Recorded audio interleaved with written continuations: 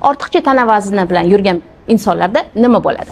Birinchi o'rinda qandli diabet xavfi oshadi, ya'ni insulin rezistentlik paydo bo'ladi va insonda qondagi qand to'qimalarga tushmay qoladi. Ikkinchi o'rinda qon tomir sistemasida yurakda o'zgarishlar kelib chiqadi, ya'ni yog' ko'p bo'lgan organizmda xolesterin ko'payib ketadi va qon tomirlar xolesterin hisobiga blyashkalar yig'ib qoladi, to'lib qoladi va o'tda yurak hujum xavfi bo'lishi, ya'ni infarkt bo'lishi, tromblar paydo bo'lishi mumkin.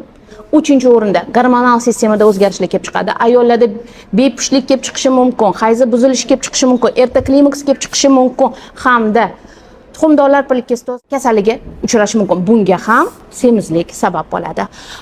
Suyak mushak sistemasidagi o'zgarishlar, hammani oyog'i og'rib qolishi, grijjalar paydo bo'lishi, koksartroz, artrit bular ham semizlik hisobiga kelib chiqadi va eng yomoni bu semizlik hisobiga kelib chiqadigan o'sma kasalliklari, har xil o'smalar, onkologik kasalliklar ham yog' to'qimalarni yaxshi ko'radi va aynan semiz organizmda kelib chiqishi mumkin. Shuning uchun semizlikdan ehtiyot bo'lishimiz shart.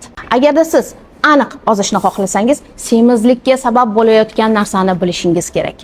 Buning uchun men oliy toifali Germaniya va Rossiya metodikalarini o'rganib kelgan endokrinolog sizlarni 10-iyun kuni bo'lib o'tadigan master klassimga taklif qilaman. Bu master klassda siz semizlik sabablarini, nima sababdan paydo bo'lganini, uni qanday qilib yengish mumkinligini, metabolizm o'zgarishlari nega sekinlashganini va ularni qanday qilib tezlashtirish mumkinligini, gormonal buzilishlar bor bo'lsa, ularni qanday qilib to'g'rilash mumkinligini va to'g'ri ovqatlangan holda sog'lom ozish haqida ma'lumotlarga ega bo'lasiz. Master klassda qatnashish uchun profilim shapkasidagi Telegram kanaliga obuna bo'ling.